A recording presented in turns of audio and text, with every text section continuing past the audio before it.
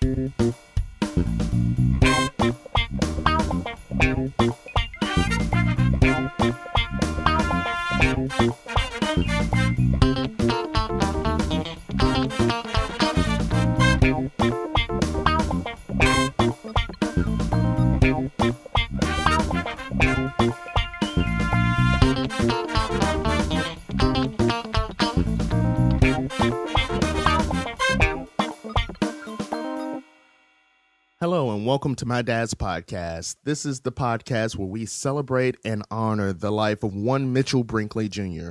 My name is Mitchell Brinkley III, and I'm considering this more like an issue zero, if you will, of the podcast. You know, if you go to Free Comic Book Day, the first Saturday in May, they have issue zeros of a lot of different comics just to introduce you to some of the characters or what have you. Give you a special glimpse into the life of the major players in the book, so that you can get a sense to what you would be reading if you were to pick up the actual comic. Or you could consider this a forward, so to speak, of a book. I'll explain that a little bit more later. So for those who don't know me, my name is Mitchell Brinkley III. I am an amateur actor, writer, sometimes singer from Macon, Georgia. For those of you who live in Macon, you may have seen me on stage over at Theater Macon a couple of times. This past year, I was Tom Robinson in To Kill a Mockingbird, and the year before that, I played Harper Edwards and Reverend Mosley in The First Breeze of Summer. I am also a part of the Georgia Ghostbusters. I do a lot of charity events and conventions and car shows. I have also been known to, around town, do a little bit of karaoke. For my Facebook acquaintances, I am the guy who does various writing projects, writing poems, and sharing little anecdotal stories online to entertain people. And for those who don't know me at all, who have not seen me on Facebook or around town, I'm absolutely no one, but I'm working to change that. I've worn a lot of hats in the past. I've tried to teach police officials on how to interview abused children. I've been a standardized patient for upcoming doctors. I've done a lot of projects that are geared toward entertaining and performing in front of people, and I've always wondered why. Why was that the choice that I made in life? When I was younger, my parents both worked quite a bit. My mom worked in the afternoons and the evenings. My dad worked during the day. When I was, I'd say around 3, is about as far back as I can remember. My dad was the one who I can remember the most hanging out with me and taking care of me. My mom, I remember, would hang out with me in the mornings. I remember waking up and exercising with my mom to Richard Simmons in the morning. I do remember, breakfast and, just sharing some time with my mom before I went off to preschool or what have you. My dad, I remember when I didn't go to preschool, would sometimes hang out with me and talk to me. And he would always talk to me like I was just another adult. He didn't do the kid talk, so to speak. And I remember him taking me to the park and hanging out with me there, always going to the corner store asking me, hey, what do you want? Pick out something to eat. And I would always pick out chocolates and, candies and stuff like that. And my mom hated that. She always said, well, don't give him chocolate. He's allergic to it. And I still am. Anytime I eat chocolate, I kind of break up out in bumps on my back. But my dad, he always wanted to make sure that I was happy, and that was like a minor inconvenience to him. It was one of those things where no matter what, he would take me to get chocolate. I would break out in small little bumps on my back, and then he would rub my back down with rubbing alcohol and ask me if I wanted more chocolate. So he was more a a best friend growing up than anything else. He allowed me to be what I wanted to be, to do what I wanted to do, and he was willing to accept what those consequences were. And as I grew up, as I were a little became a little older, um, he would try to teach me as much as he could. I remember I was I was probably around 8 when I first learned about the birds and the bees, and it was one of those things where I as a kid, I was like, "What are you talking about? I don't know what you're telling me here." And it was a learning experience for the both of us. My dad would help me play with my RC cars or little train set that I had. Every now and again, he would play ball with me or um, watch me as I played around on my little motorized little car or what have you. But at the same time, that wasn't really his expertise. His expertise was more, giving me advice, sitting and trying to have a conversation with me. As I grew older, those conversations were perhaps a little too advanced for my age, but at the same time, he taught me what he knew. He gave me the facts of life. He was the first to tell me what it meant to have a friend and what friendship is supposed to be. He was the one who taught me right from wrong. He was the one who, yes, he probably told me the birds and the bees a little bit too young. However, he was the guy who I came to for knowledge. My mom would be the person who would do my homework. She would play video games with me when the Nintendo came out. She was the one who took over the reins of playing.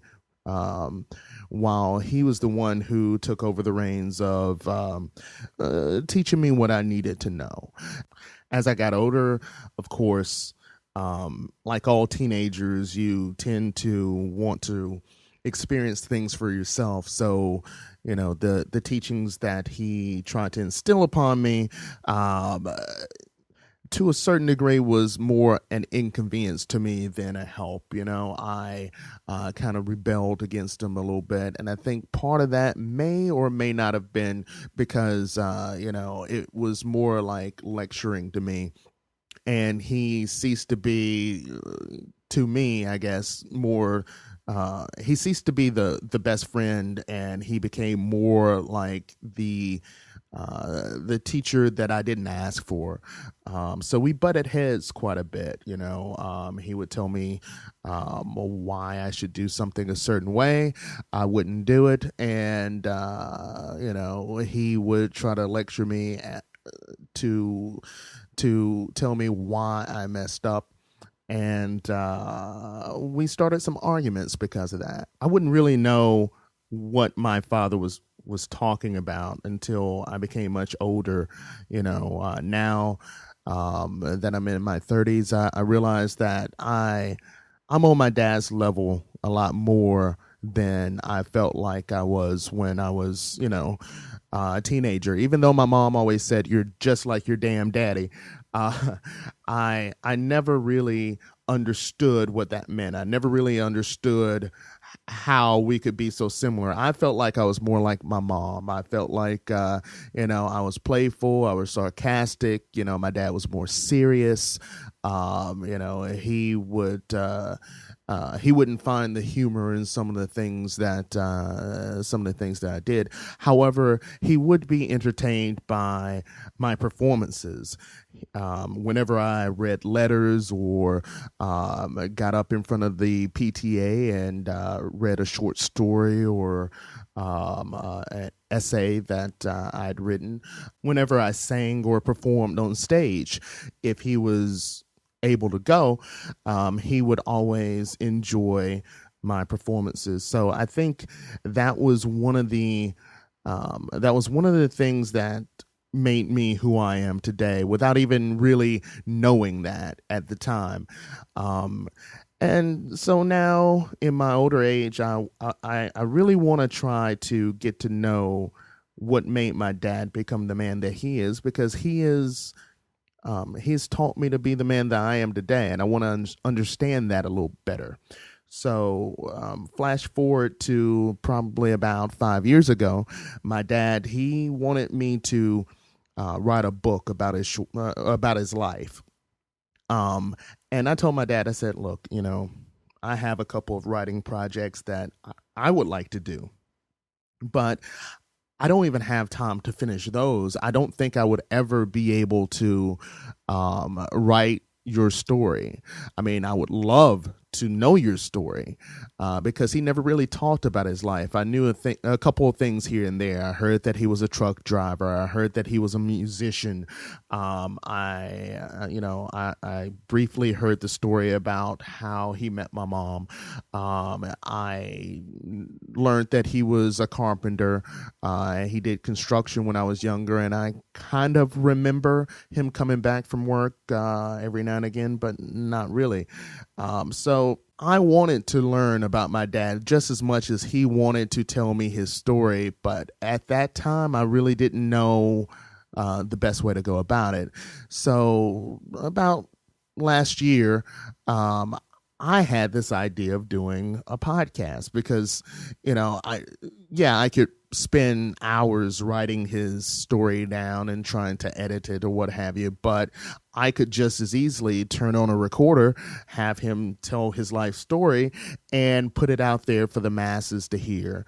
So this is the start of hopefully a long line of experiments to talk to my dad and figure out his life, what he did right, what he did wrong, and everything in between, and to hopefully teach and inspire other people to learn from his mistakes and hopefully make a better life for themselves, hopefully to enhance the life that they already have. I have spoken to a lot of people over the years, and they have told me their life stories, and they've shared experiences with me about problems that they've had, dilemmas, and a lot of times I end up talking to them and giving them advice that my dad gave me back in the day.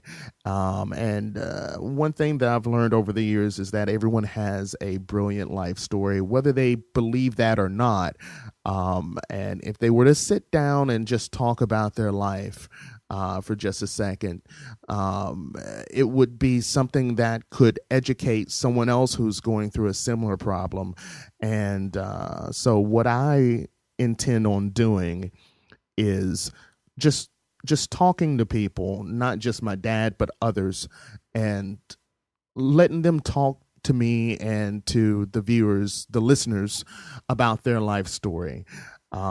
So that maybe someone can pick up something that identifies to them, and maybe they could learn something that they didn't know before, or the experiences are so parallel that they know now what mistakes or what mistakes not to make, or what choices they should make to make their lives a little better. And I decided that I wanted to start the first series of experiments by talking to my dad, the person who has actually made all of this possible. So I will say this, we started trying to do this podcast last year, but I ran into a couple of snags with the equipment, and also I was going through a couple of things personally that prevented me from actually putting this out when I wanted to last year.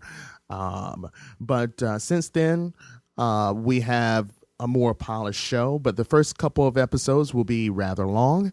The first couple of episodes will maybe have a couple of technical issues. Just bear with that.